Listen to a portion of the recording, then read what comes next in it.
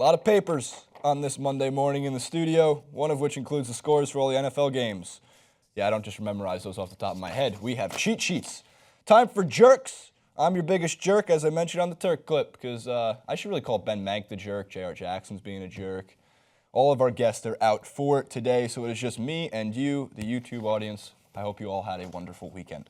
In terms of the jerks of the week, there's two that I pointed out more so than others. In general, injuries are jerks.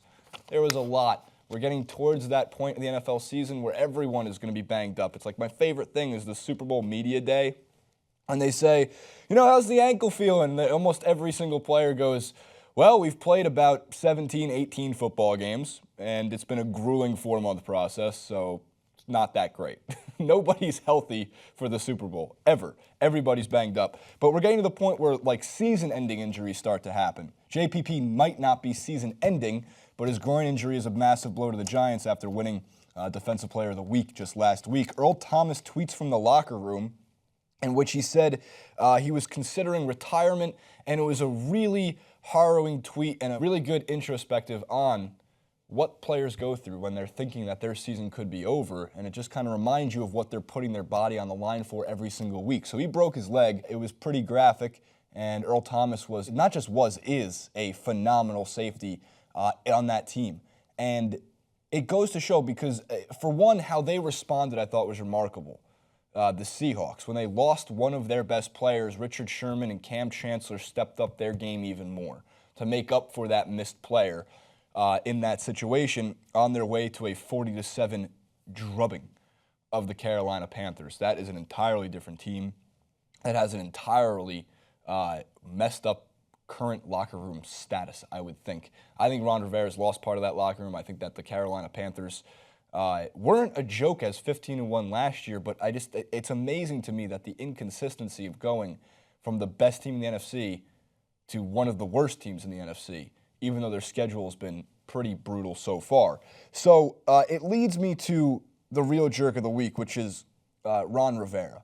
So Ron Rivera decided to bench Cam Newton for the opening play of the game. Derek Anderson came in to start that game because Cam Newton broke one of Ron Rivera's team rules, and Ron Rivera wants to treat everybody the same. Now, normally, I would stand on the side of Ron Rivera and say, I like the idea that everyone gets equal treatment. I think it's fair when it comes to political reasons in this world. Where I think it's stupid is where it comes to winning football games. So it's an indefensible reason to bench the former or reigning MVP of the league. Regardless how good or bad his season has been, he is your best player on offense at all times. He is capable of winning games on his own, as he's proven to do time and time again, mostly last season, even though what we're seeing from Cam Newton today is probably more likely to what we're going to see from Cam Newton in the future, with flashes of brilliance and flashes of that 15-1 season, not a regularity of that 15-1 season. So Rivera decides to bench him for this reason. He describes violating head coach Ron Rivera's team rule that requires all players to wear a tie. Newton failed to pack a collared dress shirt that would accommodate a tie for the team's extended West Coast road trip that began with last week's game at the Oakland Raiders. He was offered the chance to borrow a tie, but without a collar it wouldn't work. So on short notice, he couldn't find a dress shirt that fit his 6'5", 245-pound body. It's according from the USA Today. Ron Rivera said, my decision, completely my decision. The decision was made because I treat them all the same. Derek Anderson started that game, and on the very first play threw an interception that was returned to the 8-yard line, and the Seahawks turned that into 3 points. They went on, like I said before, to win 40-7. Ron Rivera is the jerk of the week because all players sometimes should be treated the same. Not the reigning MVP. Not in a game where you're 4-7 and your only chance of making the playoffs is pretty much to win out the rest of the season. Especially a game against a team that you just beat in the NFC Championship game the year before, who made a remarkable comeback but fell just short. So I understand the idea of wanting to treat players the same. Cam Newton is a special player. There is always an exception to the rule. And in this case, because Cam Newton threw on a black turtleneck and a blazer, he didn't show up in a wife beater. I shouldn't say wife beater. He didn't show up in an A shirt and gym shorts to the team trip. He still looked probably remarkably well and well better dressed than half the team anyway. You decided to bench him, and it cost you points.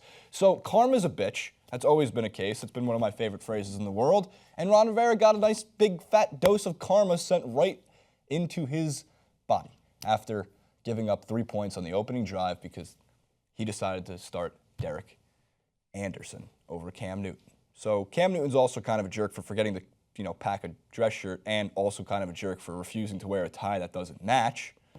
Regardless, Ron Rivera is the biggest jerk because it was his decision in the end to bench the former MVP. That's it. Rob Gronkowski's out for the season with the back injury. Danny Amendola had an ankle injury. The Patriots are banged up, but still went on to absolutely demolish the Rams, who gave Jeff Fisher a 2-year extension.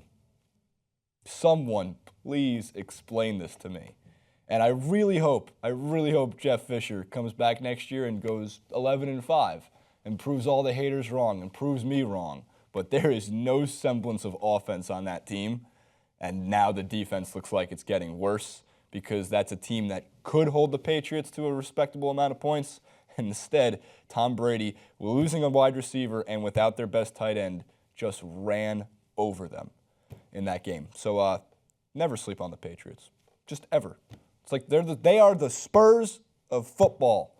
Always good, always going to give you a good game, always going to put up points, always going to bring in a lot of haters. Comment below, like, favorite, subscribe to the channel. It goes a long way. Let us know if you're not seeing those who are subscribed to the channel in your notification box and or your suggested side panel of videos. We've had some issues recently. We know that there's been issues through H3H3 Productions, which is a fantastic YouTube channel that has been going through and putting up videos recently, and they're kind of shedding light on it. So if those who are subscribed, let us know in the comment section below if there's been any issues of recent. We'd love to know. Comment below, like, favorite, and we'll see you next time.